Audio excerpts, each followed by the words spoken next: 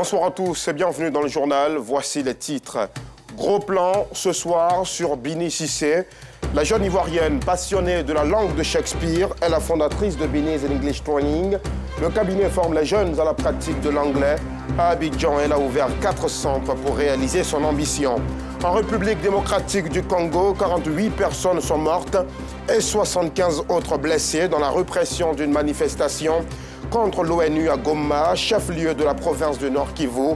Un policier a aussi été tué. Voilà pour le sommaire. Tout de suite, la rubrique de ce jeudi.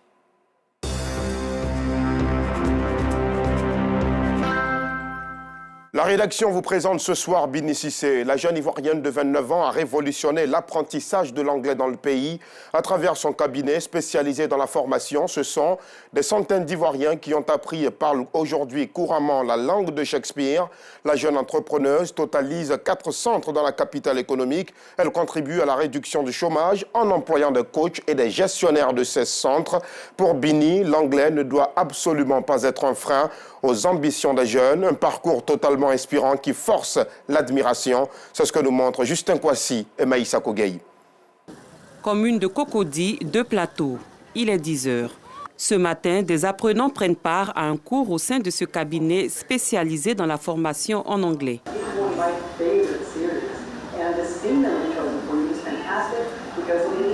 Ils reçoivent la visite de Bini Cissé, fondatrice de ce cabinet de formation.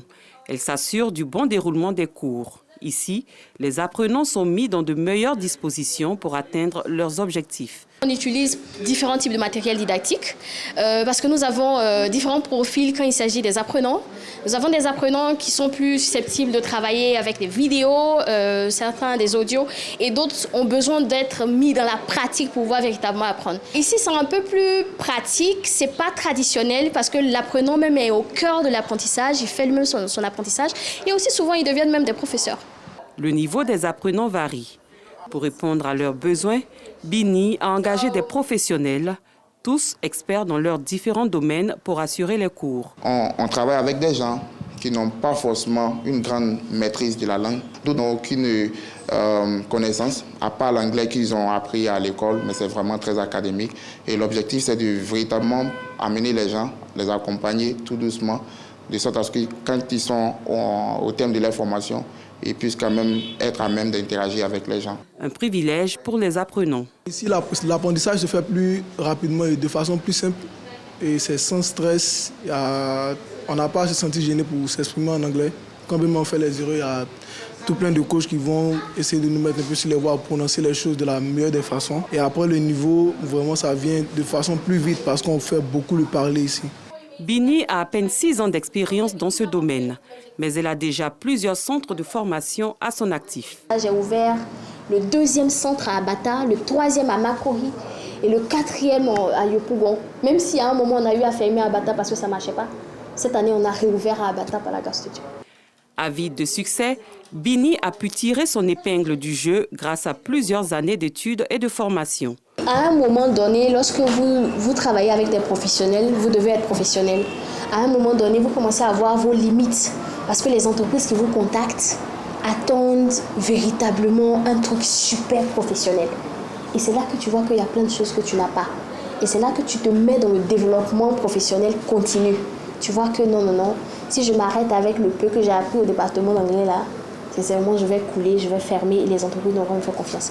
Et c'est là que j'ai pensé en fait à des programmes. Le premier programme que j'ai vu, c'était le programme de Barack Obama parce que j'étais très timide avant.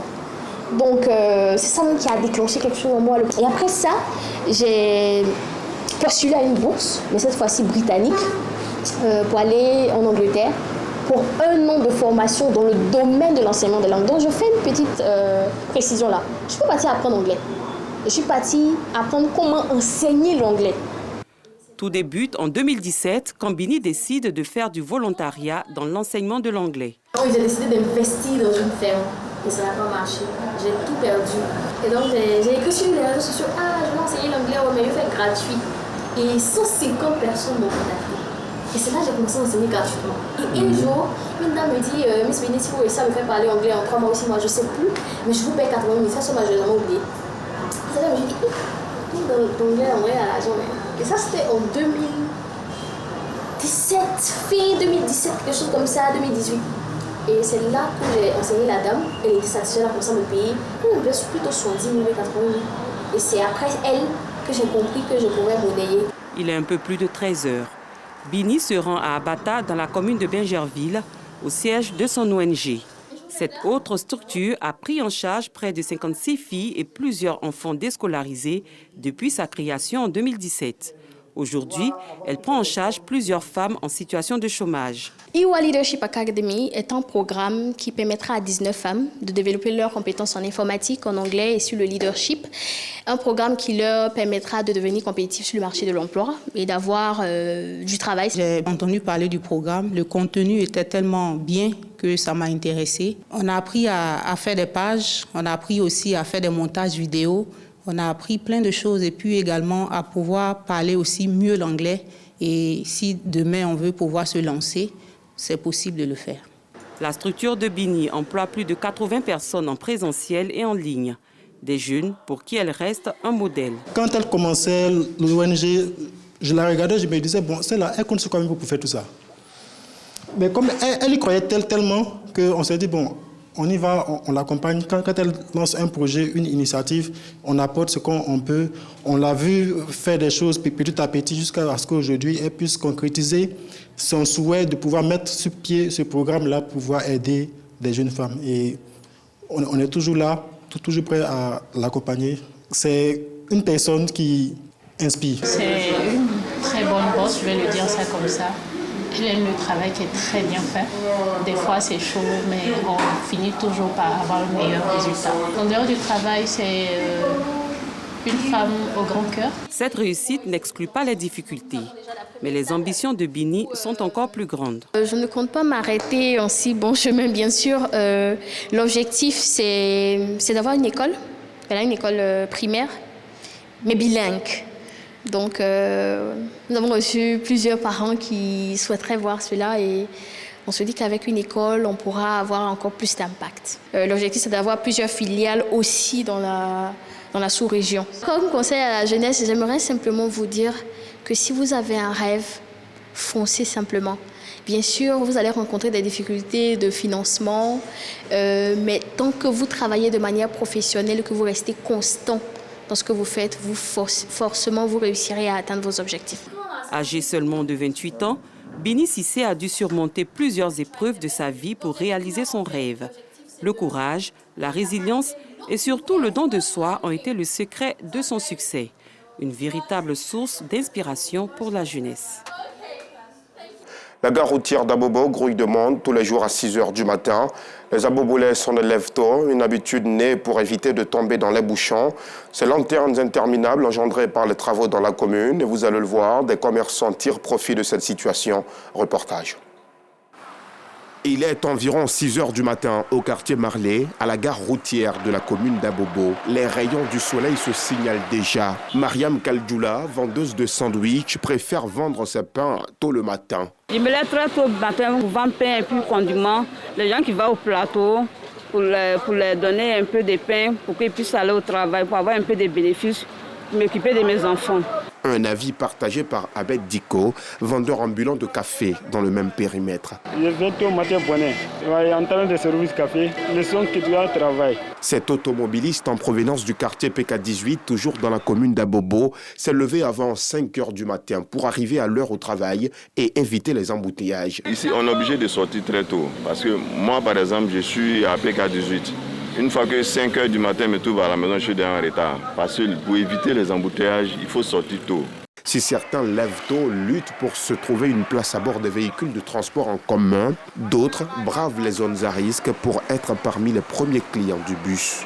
Draman Kone vient d'Anyama à Djamé, à Akeikwa, village dans la commune d'Abobo. Il fait partie des premiers passagers du bus en partance pour le plateau. Kone a dû braver des difficultés pour espérer répondre présent à l'heure à son poste. Je quitte là-bas à 5 h, il me lève, puis il vient prendre le bus jusqu'à Bobo ici.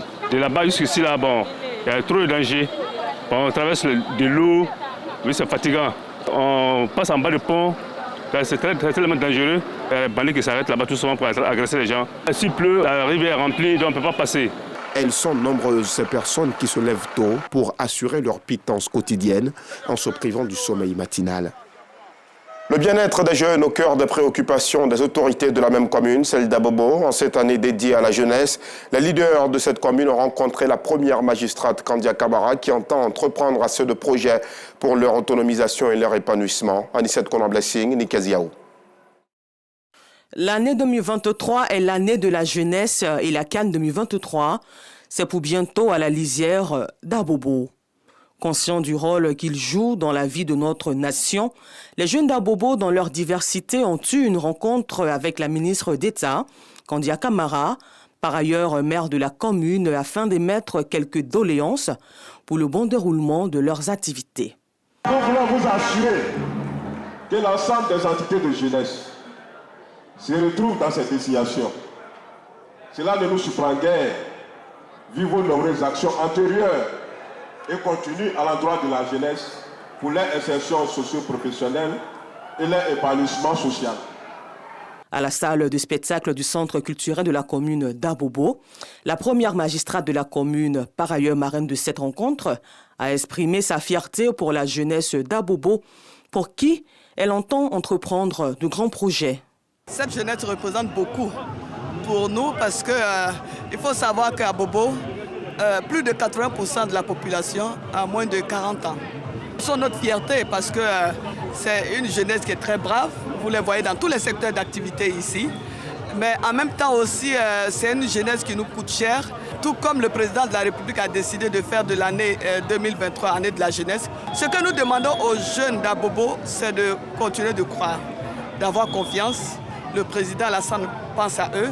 Nous allons tout mettre en œuvre pour essayer vraiment de changer leurs conditions de vie. La seule chose aussi qu'on leur demande, c'est de savoir ce que cette jeunesse veut.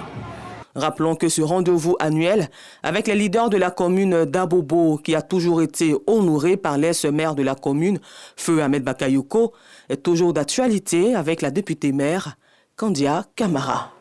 Les personnes en situation de handicap veulent être toutes libres de passer l'examen du permis de conduire.